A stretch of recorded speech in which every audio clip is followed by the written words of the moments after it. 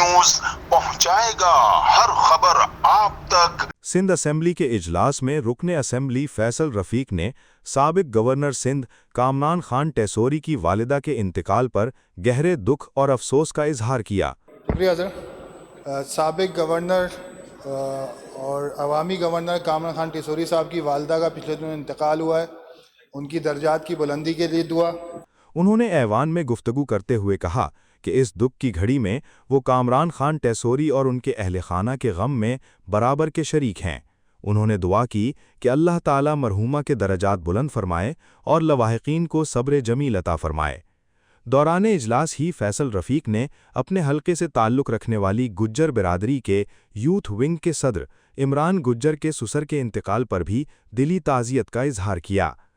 और मेरे हलके में गुज्जर बिरादरी के यूथ विंग के सदर इमरान गुज्जर साहब की ससुर का इंतकाल हुआ है, उनके दर्जात की बुलंदी के लिए दुआ। उन्होंने कहा कि वो मरहूम के अहले खाना के गम में बराबर के शरीक हैं और दुआगो हैं कि अल्लाह ताला मरहूम के दरजात बुलंद फरमाए और लवाहिकीन को सब्र अता फरमाए। इस वीडियो को लाइक करें, हमारे चैनल को सब्सक्राइब कर बेल आइकन जरूर प्रेस करें हमारी न्यू वीडियो सबसे पहले देखने के लिए।